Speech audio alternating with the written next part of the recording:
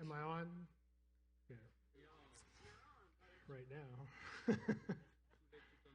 Yeah, too late. Well, I'm glad that Bueno, Terry me said, alegra que Terry dijera que me metí con su teología. you know, Porque sé que I cuando la know gente when people dice say eso, that, I know sé exactly exactamente de qué están hablando porque alguien también una vez se metió con mi teología. if you've read Si has leído Sobrenatural o El Reino Invisible, sabes exactamente de qué estoy hablando. you know, just before I jump, into our Antes de pasar a nuestro tema, es muy importante orientarse en el texto de las Escrituras. to the text of Scripture. And Y como saben, parte de mi propia herencia fue que crecí como creyente, me convertí al cristianismo cuando era un adolescente. Y algunos de ustedes tal vez hayan escuchado partes de mi testimonio en diferentes entrevistas y todo eso. And I knew nothing. Y no sabía nada cuando realmente entendí el Evangelio por primera vez. And Y de alguna manera me pusieron bajo el ala de esta iglesia en particular en mi ciudad natal, y tomaban las Escrituras en serio. Estuve hablando con su pastor justo antes de esta mañana. Esta es la tercera iglesia de Calvary Chapel en la que he estado. He hablado con quizás media docena de pastores de Calvary Chapel y siempre les pregunto, ¿por qué crecen las iglesias de Calvary Chapel? Y al principio era una especie de pregunta trivial, pero ahora es más intencional. Y la respuesta siempre es que repasan las escrituras versículo por versículo. Y solía pensar que esa era una respuesta típica. Porque crecí con eso. Pensaba que eso es lo que siempre se hace en la iglesia. Y ahora me he dado cuenta de que me han arrastrado pataleando y gritando hacia la conclusión de que eso no es lo que sucede en la mayoría de las iglesias, incluso en la mayoría de las iglesias evangélicas. Entonces, en realidad es una respuesta significativa. Y por eso no quiero descartar mis propios antecedentes, de alguna manera estoy viviendo del capital de la inversión original que me hicieron los pastores de la iglesia a la que asistí y en la que crecí. Pero lo que sucede a menudo es esto, que uno se capacita de cierta manera.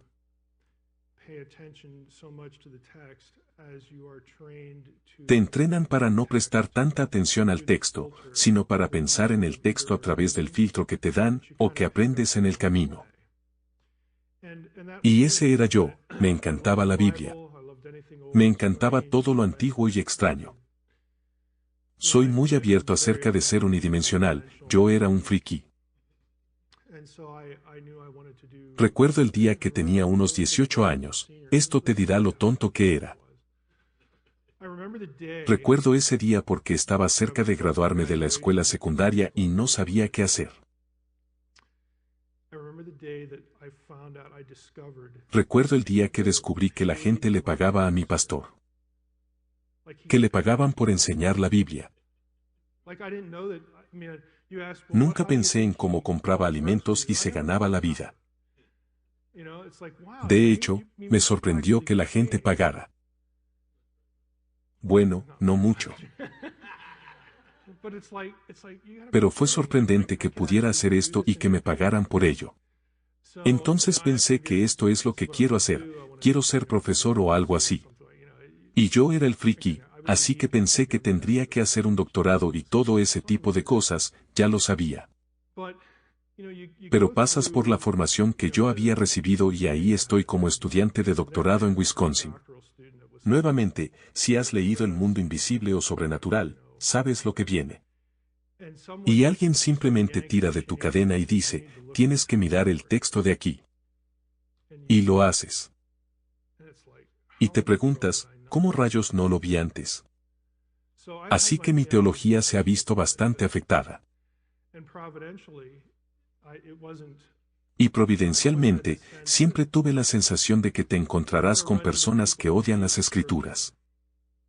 Incluso si no odian las escrituras, no les gusta lo que se hace con las escrituras, no les gusta el hecho de que realmente las creas. Y por eso van a intentar socavar tu fe. En mi propia toma de decisiones durante mis estudios de posgrado, intencionalmente quería que cada lugar al que fuera académicamente más difícil y más antagónico. Porque mi actitud era, dame lo mejor que tienes. Y sentí que después del relajo, la Biblia seguirá aquí porque la gente ha estado queriendo desacreditarla por mucho tiempo. Y como sabes, la Biblia sigue aquí. Así que dame lo mejor que tengas. Y veremos cómo funciona. Y nuevamente, afortunada y providencialmente, tenía ese tipo de sentimiento integrado o programado en mí. De modo que cuando fui a Wisconsin, los liberales del Medio Oeste, por así decirlo, y fue providencialmente, ese fue el único lugar al que pude haber ido. Y tengo este episodio de personas, y este era un amigo, y un amigo creyente. Cuando me mostró esto, entendí perfectamente lo que es que te sacudan teológicamente. Pero al final del día, es tu Biblia. Entrénate para prestar atención al texto. Y eso es realmente lo que debería importarte.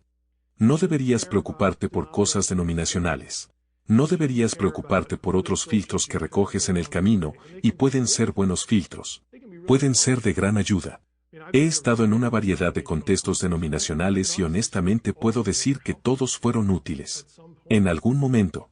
Pero no son sustituciones del texto. No lo son. Y si no te enseñan a rastrear lo que se dice a través del texto, entonces te están enseñando poco, tal vez no mal, tal vez un poco mal. Pero no se te está mostrando lo mejor. Y como saben, en los últimos años he estado hablando mucho, conociendo a mucha gente, mucha interacción en línea, ese tipo de cosas. Esta pregunta surge todo el tiempo, por eso, en su agenda, este tema aparece como, ¿por qué necesitamos una mejor visión de la inspiración?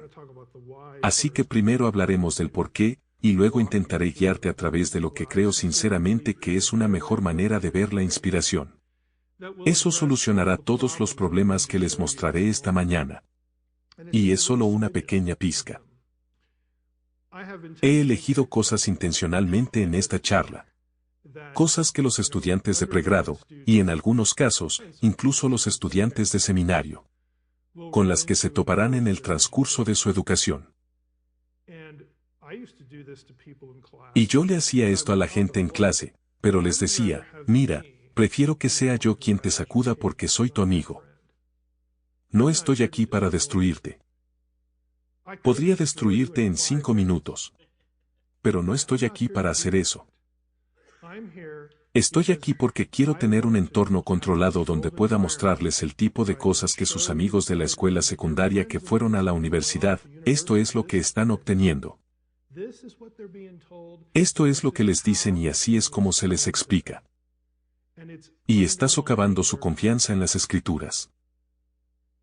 Lo sé porque pasé por todo eso. Yo hice todo eso. Entonces, de lo que quiero hablarles hoy es de algo importante, no de castillos en el cielo, es actual. Encontrarás esto si pasas 5 minutos buscando en Google. Y especialmente, si vas a una clase de religión organizada, clase de Biblia o algo así, que la enseña a alguien que rechaza cualquier sentido de la idea de inspiración, o incluso si se aferran a la idea de inspiración, la definirán de tal manera que despoje a Dios del proceso.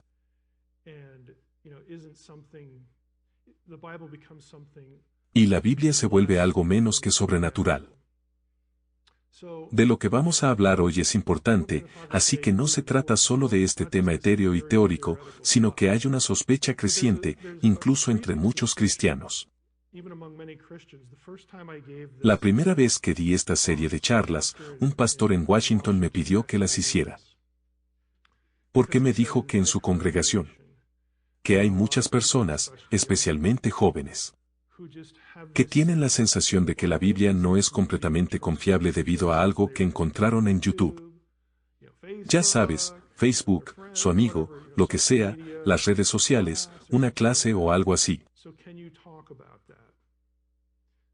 Así que esa es la orientación, esto es lo que no quiero decir, y esto es lo que no estoy diciendo, porque esto, francamente, es lo fácil, lo obvio.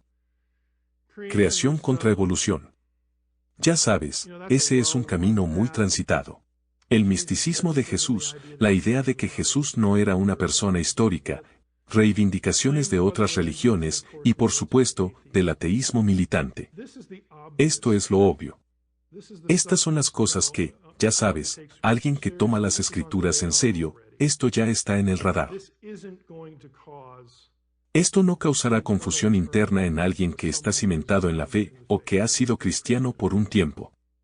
El material mítico de Jesús podría hacerlo, porque en cierto modo tiene este barniz de erudición bíblica, al menos en algunos casos, algunas personas que promueven esto. Puedo contar literalmente con una mano el número de eruditos que están en este campo. Pero, desafortunadamente, hay uno de ellos que escribe para una audiencia popular, por lo que se ve más grande de lo que realmente es. Y sale a la luz en las redes sociales, pero no estamos hablando de estas cosas. De lo que quiero hablar es de la idea de confiabilidad. ¿Es la Biblia algo confiable y autoritario en nuestras vidas? ¿Es confiable y autoritaria para la fe y la práctica? Y esos términos salen de 2 de Timoteo 3:16. Otra forma de decirlo es, ¿son verdaderas sus proposiciones de verdad? ¿Es creíble lo que te pide que creas? En otras palabras, ¿es coherente? ¿Es verdad? Ahora bien, ¿en qué tipo de cosas me estoy centrando?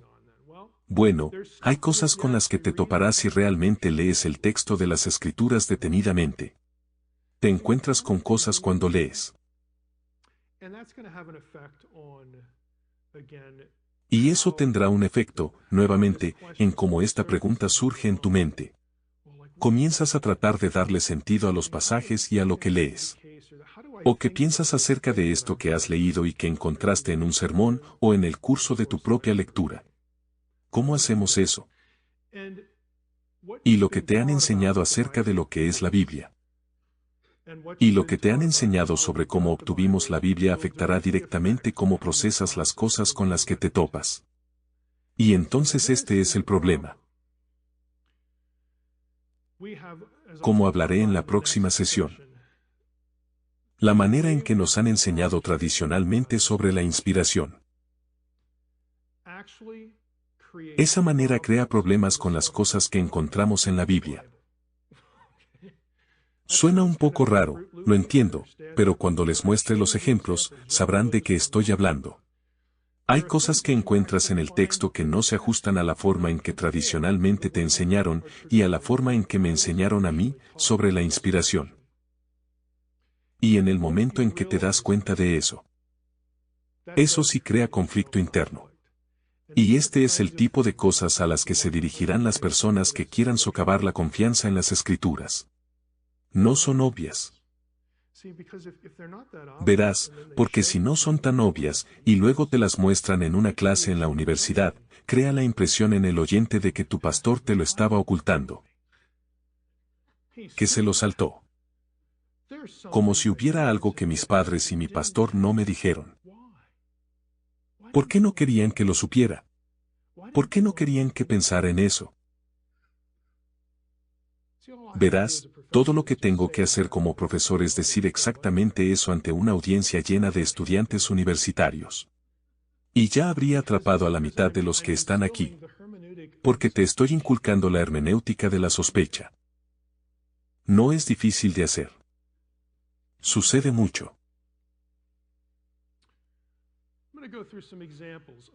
Voy a repasar algunos ejemplos de por qué este es el caso. Porque la forma en que tradicionalmente nos han enseñado acerca de las Escrituras. Porque algunas cosas simplemente no funcionan.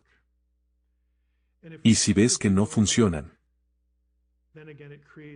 entonces crea esta sensación de duda sobre qué es la Biblia. Crea duda de su origen. Voy a mostrar dos ilustraciones obvias y voy a mostrar las menos obvias. Ezequiel 1, tal vez hayas leído esto al menos 4 o 5 veces. Sé que todo el mundo lee a los profetas. Ezequiel 1, 1 al 3. En el año 30 del cuarto mes, en el quinto día del mes, cuando yo estaba entre los tal y tal. Es la visión de Ezequiel, él está entrando en el material que será su vida y su mensaje a los cautivos allí en Babilonia. ¿Hay algo que te parezca extraño? Tómate un momento y lee el resto. ¿Hay algo extraño en la redacción de esto? Te daré unos segundos más.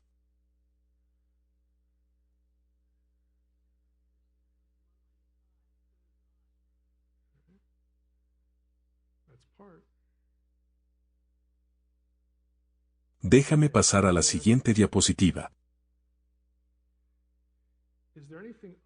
¿Hay algo extraño en las partes resaltadas ahora, las partes coloreadas?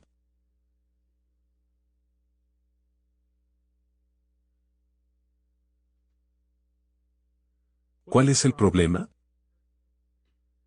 Hay un cambio entre primera y tercera persona. Verás, pero se nos enseña que todas las escrituras son dadas por inspiración de Dios. La palabra inspiración allí es teonustos. Inspirado por Dios. Ahora, la mayoría de los evangélicos no dirán que eso significa que Dios dictó las palabras. En otras palabras, la vista de dictado está algo pasada de moda. Pero en cambio, leerás en teologías evangélicas bastantes cosas que no significan mucho.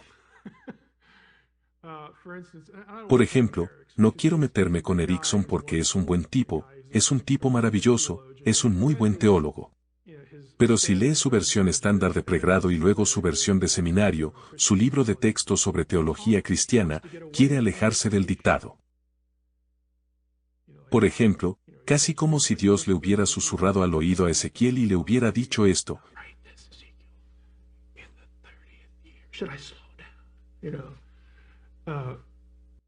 En lugar de que Dios dicte, dirá cosas como esta. Que el Espíritu Santo simplemente les impresionó a los escritores con tanta severidad. Lo que quería que ellos escribieran. Y que todas las palabras son el resultado de esa impresión. ¿Qué significa intensidad de la impresión del Espíritu Santo si no significa dictado?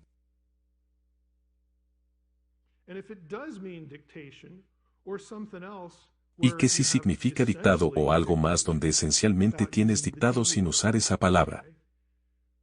¿Es esquizofrénico el Espíritu Santo? ¿Puede decidir si es la primera o la tercera persona? ¿Ezequiel está escribiendo a Ezequiel?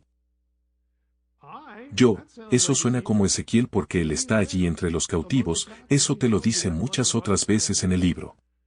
¿Pero por qué habla de sí mismo? ¿Es un narcisista? ¿Está confundido? ¿Por qué lo está haciendo? Ahora la respuesta obvia, ¿alguien me puede dar la respuesta obvia de por qué tenemos primera y tercera persona? Es que había un editor. Y ahora estoy paralizado de horror porque ahora no tenemos escritores bíblicos. Que ahora tenemos gente editando. Editando el material que produjeron los escritores bíblicos.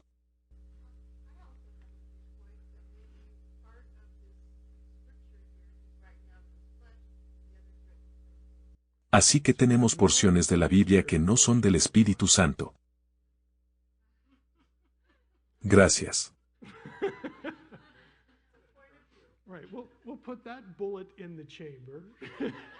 Bueno, y se guarda ese argumento para usarlo contra alguien en algún momento. Pero a lo que voy, cuando el texto realmente te atrapa, tienes que mirarlo. Crea preguntas. Y tengo noticias para ti.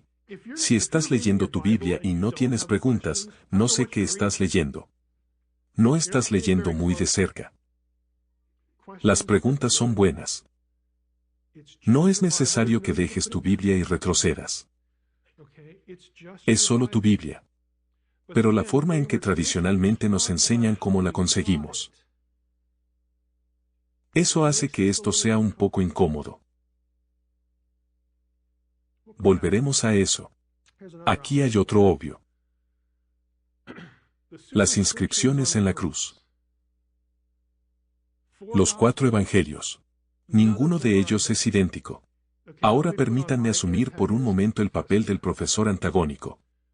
Uno pensaría que si el Espíritu de Dios estuviera produciendo estas cosas, podría haber hecho al menos esto bien. Es bastante importante, es la inscripción en la cruz.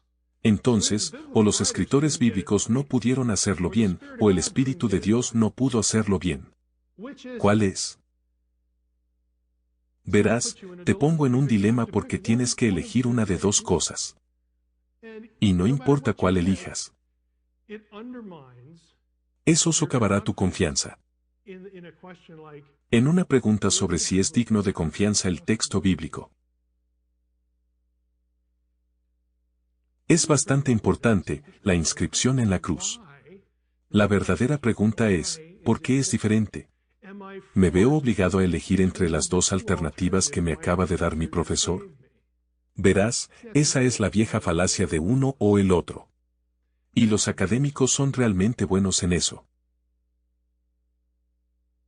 O aceptas la forma en que ellos piensan al respecto, o la forma en que tu pastor lo piensa. ¿Su pastor alguna vez les dijo eso? Si lo hizo, ¿respondió a la pregunta de por qué son todos diferentes? Nuevamente, este es un juego que se juega todos los días. En el aula, en Internet, en las redes sociales, esto nunca termina. Es interminable.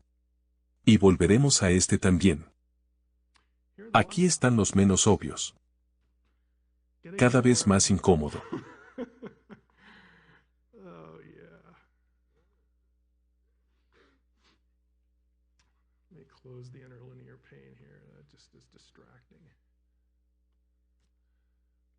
Así que aquí tenemos la prueba del adulterio en número 5. Lo admito, cuando leo esto para mis devocionales, siento un hormigueo por todas partes. Siempre le digo a la gente, no lean las Escrituras para obtener un entusiasmo espiritual. Lee las Escrituras para aprender algo sobre Dios y sobre ti mismo, y estarás bien. Y en este caso, esto es parte de la Torá. Este es el libro de Números. Tenemos una prueba para determinar si una mujer cometió adulterio o no, y si bajamos, puedes leer esto. Entonces es cuando su marido la trae y le dice, creo que mi mujer me engañó. Y entonces, el sacerdote esencialmente comienza a hacer esta poción con el polvo que está en el piso del tabernáculo. Y eventualmente hará que la mujer lo beba. Y si tiene una mala reacción, bueno, sabemos que ella es culpable, y si tiene una buena reacción, entonces está bien. En los estudios académicos y en la erudición, es un género literario conocido que se encuentra en todo el antiguo cercano Oriente. Esto se conoce como juicio por ordalía. En realidad, es bastante común en el pensamiento del antiguo cercano Oriente. ¿Qué hacemos con eso? ¿Es esto algo que se supone que debemos hacer ahora en nuestras iglesias? No, afortunadamente no tenemos un sagrario con piso de tierra, o si no lo estaríamos haciendo. A lo que voy, y es en serio, ¿dónde están las proposiciones de verdad aquí? Y te lo pregunto porque eventualmente hoy, lo que voy a lograr es que trates de distinguirlo en tu mente. Es que toda escritura es inspirada, es de Dios, en última instancia se origina en Dios. Y les voy a presentar un modelo providencial de inspiración. Pero no todas las partes de las escrituras expresan una proposición de verdad. En otras palabras, un punto que el escritor y Dios quieren que creas y que no niegues. En este caso, hay mucho contexto cultural aquí. Hay muchas cosas que suceden en el fondo que no tenemos en nuestra cultura para poder interpretar lo que está sucediendo aquí. Pero el hecho de que esté en las Escrituras, o sea, está en la Biblia, ¿Deberías creer esto o no? ¿Qué significa esa pregunta? Ahí está escrito. ¿Crees que lo practicaban? Realmente no tenemos un episodio de eso más adelante, aparte de este. Entonces, ¿qué se supone que debo creer?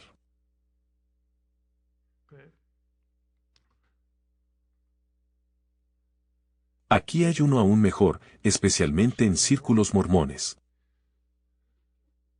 Algunos mormones, voy a ser justo. La mayoría de los mormones no practican la poligamia. Pero podrías ir a Deuteronomio 21. Si un hombre tiene dos esposas, la una amada y la otra no amada, y tanto la amada como la no amada le han dado hijos, y si el hijo primogénito pertenece a la no amada, el día en que reparta sus bienes en calidad de herencia a sus hijos, no podrá tratar al hijo de la amada como al primogénito con preferencia al hijo de la no amada, que es el primogénito. Pero reconocerá el primero. El pasaje trata sobre ser justo e injusto. Pero aquí está la cuestión, se asume. Asume que alguien en la comunidad israelita tendrá más de una esposa. La propia ley, la ley lo asume. ¿Deberíamos hacerlo? No me ofrezco como voluntario para eso. Es la Biblia. ¿Cuál es la proposición de verdad? ¿Es el objetivo la justicia? ¿O son las dos esposas? Y estoy plantando esto en su mente porque, en última instancia, es allí donde quiero llevarlos hoy para distinguir entre el texto tal como lo tenemos y las proposiciones de verdad que surgen del texto. En la interpretación. El texto mismo, nuevamente, en última instancia providencialmente, menciona a Dios, quien usó hombres seleccionados para producir esto. Y es confiable, pero tenemos que discernir cuáles son las proposiciones de verdad a las que queremos asignar confiabilidad. Porque un crítico dirá, bueno, mira esto, no me hables de tu ética cristiana y de esto y aquello. Aquí tienes poligamia y tal vez deberíamos tener poligamia. Alguien en algún lugar de Internet encontrará un versículo de la Biblia que dice algo como Deuteronomio 21:15 y dice que la Biblia enseña la poligamia. Y si lo niegas, te lo señalará.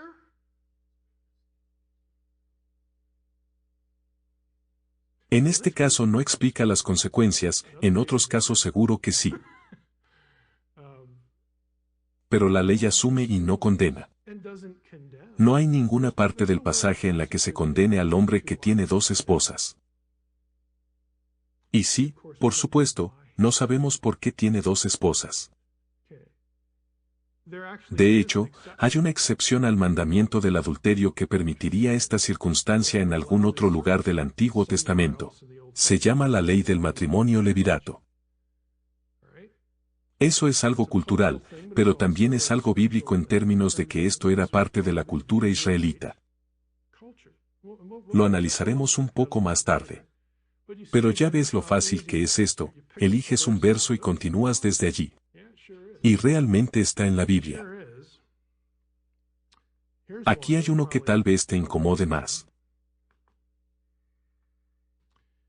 Y este no es nada obvio. Ahora, en 2 de Samuel 11, este es el capítulo del adulterio de David con Betsabé. El capítulo comienza, en la primavera del año, en el tiempo en que los reyes salen a la batalla, David envió a Joab y a sus siervos con él por todo Israel, y devastaron a los amonitas y sitiaron Raba. Pero David permaneció en Jerusalén. El mismo episodio en Primera de Crónicas 20. Ya sabes, Samuel y Crónicas tienen sustancialmente el mismo contenido. Leemos esto, en la primavera del año, el tiempo en que los reyes salen a la batalla, Joab sacó el ejército y asoló el país de los amonitas, y vino y sitió a Raba, pero David se quedó en Jerusalén. Bastante simple, obviamente puedes ver que son lo mismo. El problema es cuando vas a 2 de Samuel 11 y llegas a la historia de lo que sucede mientras David está en Jerusalén, peca con Betsabé y manda a asesinar a Urías, su marido. Si vas a Primera de Crónicas 21, no tienes nada de eso. 0. Se omite todo, todos los pecados de David. Y si lees 2 de Samuel 11, cuando obtienes todas las cosas malas, y al final, Joab logra tomar Raba. Si vas aquí, su éxito en Raba es unos versos más tarde. Se omite todo el contenido de 2 de Samuel 11. ¿No puede el Espíritu Santo decidir si quiere la historia o no? ¿Por qué la sacaría? ¿No es eso un engaño? ¿Quería el Espíritu Santo que la gente se olvidara de eso? Quizás el escritor de Crónicas, que por supuesto es posterior a Samuel. Quizás el escritor simplemente no quería que la gente supiera lo que hizo David. Está engañando a su audiencia. ¿Cómo funciona eso con la inspiración? Tenemos engaño por inspiración.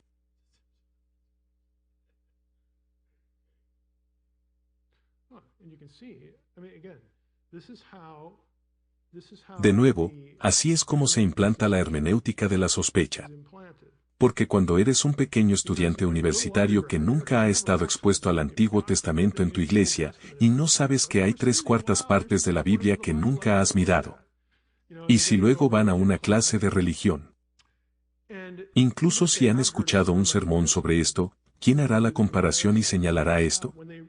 Cuando descubren esto, sienten que han descubierto algo personal, como conocimiento interno.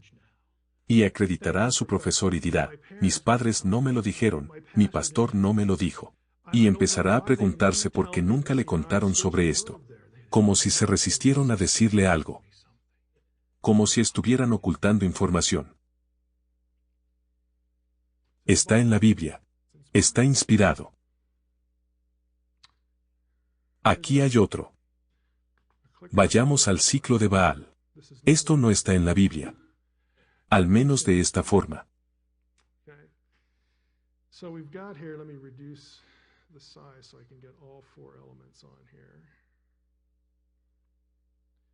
El ciclo de Baal, por supuesto, es parte de la literatura ugarítica. Y hay parte del ciclo de Baal donde tienen una reunión del Consejo Divino. Y tienes a él, el Dios Supremo Anciano, se le describe como una figura anciana. Él es el soberano en el consejo. Luego está esta batalla donde Baal derrota a Yam. Yam es la palabra ugarítica como la palabra hebrea para mar. Aquí derrota a la deidad, él otorga el reinado a Baal, a quien se llama el que cabalga sobre las nubes. Baal se convierte en rey de los dioses y cogobernante de él, y se declara que su gobierno será eterno. Y quizás te estés preguntando sobre todo esto. Ugarit era una ciudad en la antigua Siria. Ugarit es un vecino al norte de Israel. El ugarítico como lengua es alfabético. Es el primo lingüístico más cercano al hebreo bíblico, por lo que es valioso. Porque hay muchas palabras en la Biblia hebrea, que solo aparecen una vez. Es un poco difícil saber cuál es el rango semántico de una palabra cuando solo aparece una vez. Pero si aparece en otras lenguas del antiguo cercano Oriente. A menudo en el mismo contexto. Y ahí ocurre varias veces, eso es de gran ayuda. Job está lleno de ese tipo de cosas. Ahora aquí tenemos el ciclo de Baal, esos 4 elementos. Y notarás que Daniel 7, que es un capítulo realmente importante porque es el Hijo del Hombre, quien hereda el reinado del anciano de días. El episodio tiene los mismos 4 elementos en el mismo orden que el ciclo de Baal. ¿Necesitaba el Espíritu Santo el ciclo de Baal cuando le dio a Daniel esta información? ¿Tuvo que revisar el Espíritu Santo la tablilla del ciclo de Baal? Le dijo a Daniel, quiero que escribas estas cosas, cambiaremos algunas de las palabras porque estás en Israel y cambiaremos las cosas cananeas, así que prepárate. ¿Necesita el Espíritu Santo tomar prestada o robar información de un texto antiguo del cercano Oriente? ¿Lo hace para que el escritor bíblico tenga algo que hacer ese día? Como si no supieran qué escribir, el Espíritu Santo simplemente les dijo que lo copiaran. Nuevamente, la forma en que se nos enseña cómo obtenemos las Escrituras influirá en nuestra capacidad para procesar este tipo de cosas. Porque esto pasa mucho, al menos en el Antiguo Testamento. Los escritores del Antiguo Testamento se están sumergiendo bastante en la literatura del Antiguo Cercano Oriente. Lo hacen por diferentes motivos. Una vez más, hablaremos de eso, hay una intención en marcha. Pero solo quiero que lo veas por aquí hay otro. Salmo 74. Sin embargo, Dios, mi Rey, es de una antigua salvación que obra en medio de la tierra. Dividiste el mar con tu poder. Rompiste las cabezas de los monstruos marinos en las aguas. Aplastaste las cabezas de Leviatán, lo diste por alimento a las criaturas del desierto. Abriste manantiales y arroyos, secaste arroyos que siempre fluyen, tuyo es el día, tuya también la noche, tú has establecido las lumbreras celestiales y el sol. Tú fijaste todos los límites de la tierra y creaste el verano y el invierno. Este es muy claramente el contenido de Génesis 1. Las lumbreras celestiales, el sol, los tiempos y las estaciones y todo eso fijaron los límites de la tierra. ¿Por qué está vinculado esto de la creación? ¿Por qué viene después de esto? ¿Qué está sucediendo? En Génesis, no tenemos la destrucción de un monstruo marino antes de que Dios creara. Y si profundizamos en las palabras hebreas aquí, encontraremos que esta sección también está extraída del ciclo de Baal, la derrota de Baal sobre Yam, el mar. Derrota a Litanú, que es la palabra cananea para Leviatán. Él derrota a los arroyos. Los manantiales y los arroyos, el Nahar, los Naharim. Nahar es también una deidad cananea. Baal trae orden a la tierra. Pero aquí, en el Salmo 74, no se trata de Baal. Acabo de insinuar lo que el salmista está haciendo aquí. Pero nuevamente, ¿se quedó sin material el Espíritu Santo?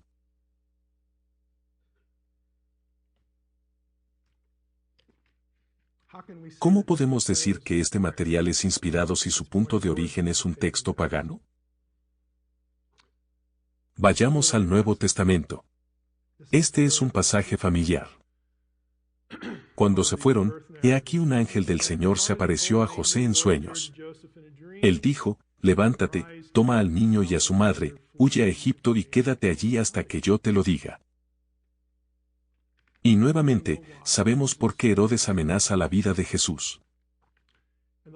Y la última línea, esto fue para que se cumpliera lo que el Señor había dicho por medio del profeta.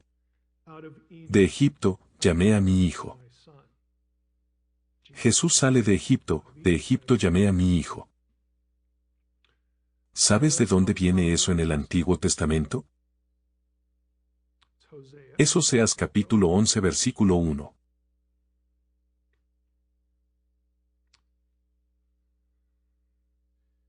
Y si estuviéramos en clase,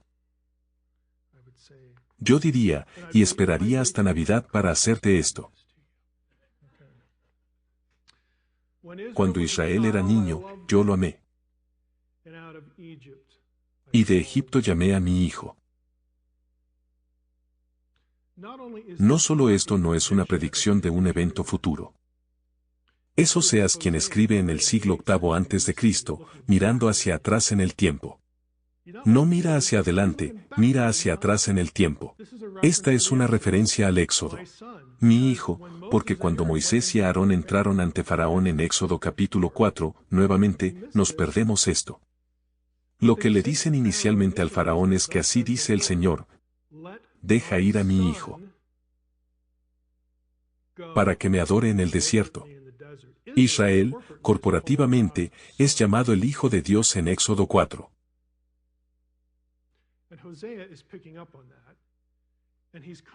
Y Oseas se da cuenta de eso y comenta sobre la maravilla, la grandeza del evento del Éxodo. De Egipto, Dios sacó a su hijo, llamó a su hijo. ¿Qué rayos está pensando Mateo? Mateo cita un pasaje del Antiguo Testamento que no es una predicción del futuro. Es todo lo contrario, y dice, esto se hizo para que se cumpliera lo que el Señor había dicho por medio del profeta. ¿Es eso un error por parte de Mateo? ¿Mateo no conocía muy bien su Antiguo Testamento? ¿No podría haberlo buscado? Al menos hazlo bien, búscalo. No escribas a lo tonto, Mateo, búscalo. Y si no funciona, tal vez encuentres un verso mejor.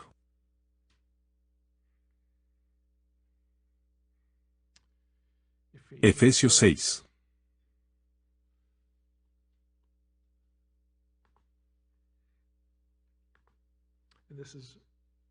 Y esto está asociado con Filemón. Siervos, esclavos, obedeced a vuestros amos terrenales con temor y temblor, con la sinceridad de vuestro corazón, como a Cristo. Sabes, Pablo era un gran admirador de la esclavitud. En ninguna parte del Nuevo Testamento Pablo dice que no deberíamos tener esclavos. No solo presupone la esclavitud. Les dice a los esclavos que sean buenos esclavos. Eso está en la Biblia. Está inspirado. ¿Es esa la proposición de verdad que debemos extraer del pasaje? Ya sea que debemos tener esclavos y esperar que sean buenos, o si nos encontramos con la esclavitud, dejarla como es y simplemente decir, teman a Cristo y sean buenos esclavos. Ahora bien, este pasaje y otros se utilizaron hasta la saciedad durante el periodo de la Guerra Civil y en la reconstrucción a finales del siglo XIX en el sur de Estados Unidos. Para legitimar, primero la esclavitud, pero también legitimar la inferioridad de las razas que habían sido esclavizadas. Está en la Biblia. Hay muchas cosas raciales locas que puedes aprender de la Biblia. Créanme.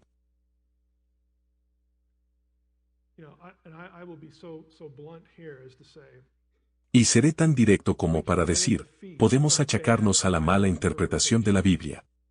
La larga historia de la esclavitud, no solo en este país, sino en otros países, realmente equivale a una mala interpretación de la Biblia. Y mala teología. Pero era común. Era muy común. Y hasta cierto punto, estaba vinculado al concepto de cómo obtuvimos el contenido de las Escrituras. Que Dios susurró o exhaló. ¿Qué le decía a la gente que escribir? Y era como si cada palabra fuera la verdad absoluta, que cada palabra fuera una proposición de verdad. Eso es lo que la gente estaba pensando. Y estaban reaccionando a otras cosas que les hacían sentir que tenían que abordar las Escrituras de esa manera. Pero, lamentablemente, uno puede recaer en la mala interpretación de la Biblia, en muchas de esas cosas y en otros males sociales. En Filemón, él nunca le dice a Filemón. Nunca exige que Filemón deje ir a Onésimo. Se lo deja a él. Y Pablo podría haber esperado que así fuera, pero aún así no usó su autoridad apostólica para corregir el problema. ¿Por qué no la usó? Si yo fuera profesor, diría que a Pablo no le importaba la esclavitud. Es un hecho de la vida, parte de la vida. Ezequiel 5:5, así dice el Señor Dios, esta es Jerusalén. La he puesto en medio de las naciones, con países alrededor de ella. Recuerden eso. Te leeré Ezequiel 38:12.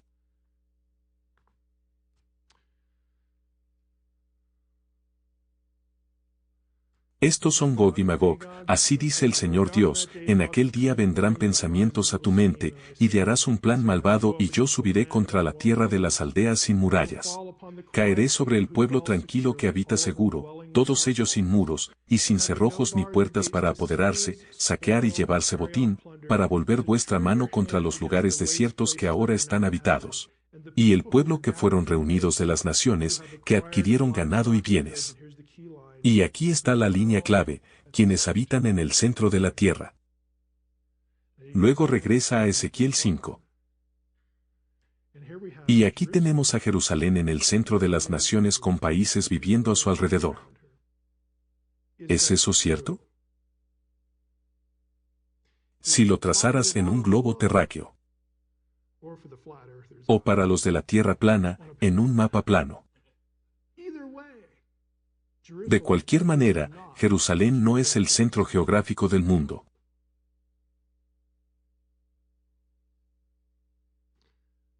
¿El Espíritu Santo estornudó, o tenía hipo cuando exhaló eso?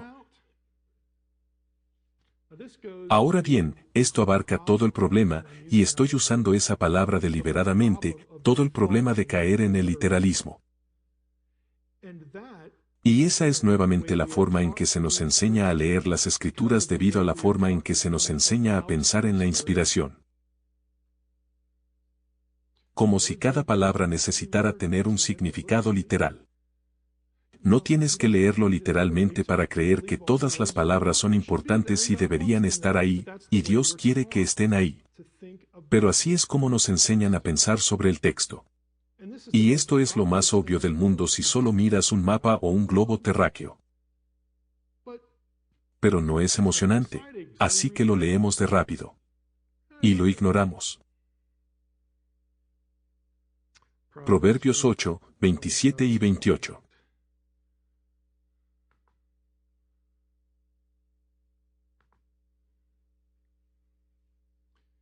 Este es el pasaje de sabiduría en Proverbios 8. La sabiduría es quien habla. Señora sabiduría, nuevamente porque la sabiduría es una figura femenina, en el libro de Proverbios y en otros lugares.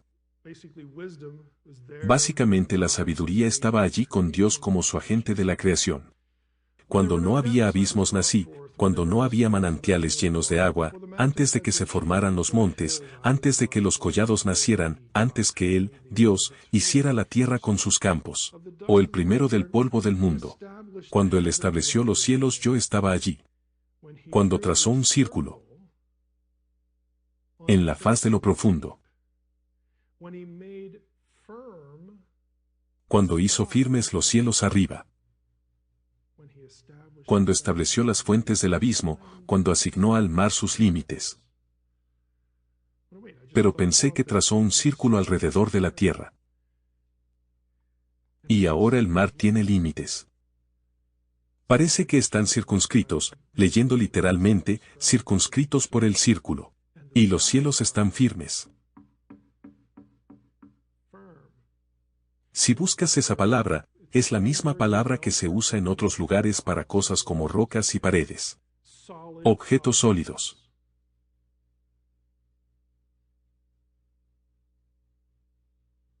¿No podría el Espíritu haber usado un vocabulario mejor? Está en tu Biblia. ¿Cuál es la proposición de verdad? Desafortunadamente, tenemos los de la tierra plana que piensan que deben afirmar que el cielo es una cúpula sobre una tierra redonda y plana. Menos mal que la tortuga que carga todo eso no está en la Biblia o si no tendríamos que afirmar eso también. Pero es este impulso de literalismo. Y es esta noción de que si está en la Biblia, de que tengo que leerlo literalmente y luego todo es una proposición de verdad. Así que, o aceptas tonterías locas, o escuchas al profesor decirte que obviamente este es un lenguaje no científico, y eso significa que, aquí está el problema, eso significa que la Biblia simplemente no es confiable.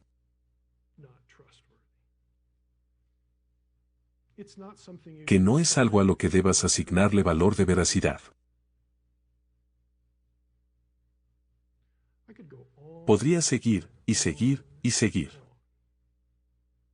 con este tipo de cosas. Ahora estoy ante ustedes como alguien que usa palabras como inspiración. Y no siento ni una pequeña punzada de temor cuando lo hago. Utilizo palabras como inerrancia y autoridad. Y no siento ningún temor cuando lo hago.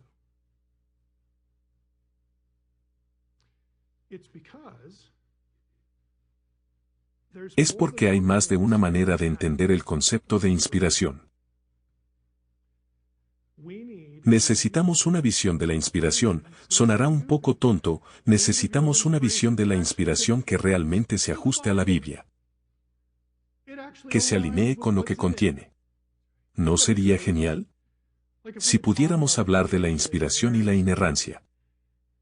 Y si pudiéramos expresarlas de manera que tenga sentido a la luz de lo que realmente leemos en la Biblia y de lo que usamos para describirla. Porque si estás hablando de dictado, de la intensidad del Espíritu para que todas las palabras no fueran dictadas, sino que de alguna manera surgieron. Si estás hablando de eso, estás confundiendo el proceso con el resultado. Son dos cosas diferentes en las que pensar, proceso y resultado. Punto de origen y agentes mediadores, Dios y el pueblo. Ambos son importantes, ambos están ahí, el proceso es diferente al resultado. El resultado es inspirado, autoritario e infalible. ¿Pero qué significan esos términos?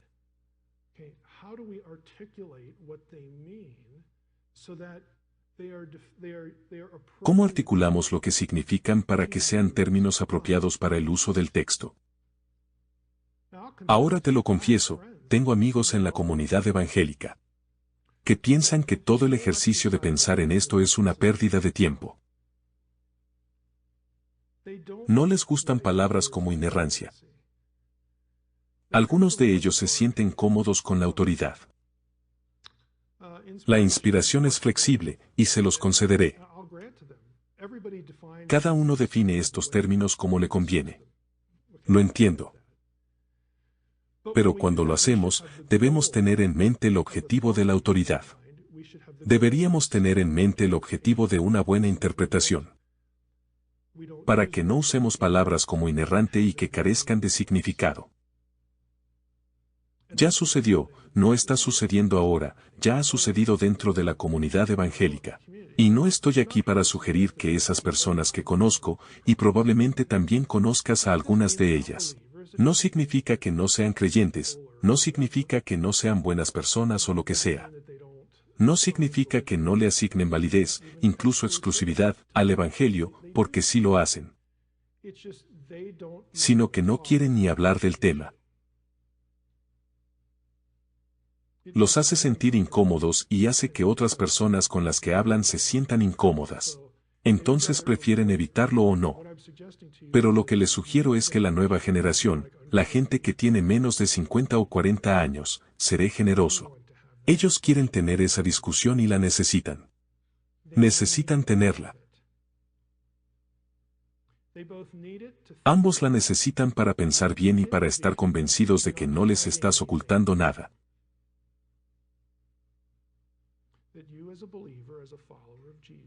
Que tú, como creyente, como seguidor de Jesús, eres una persona segura y una buena persona a quien hacerle esas preguntas. Porque si le preguntan a sus amigos, porque si le preguntan a su amigo, simplemente lo tacharán de lunático. Si necesitan la discusión.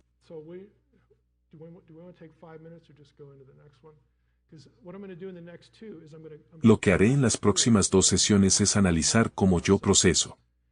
Cómo proceso el tema de la inspiración, y luego regresar a estos pasajes y simplemente hablar, dedicar unos minutos a cada uno de ellos. Para hacerles ver cómo analizarlos de manera diferente. Cómo les ayuda a entender todo esto.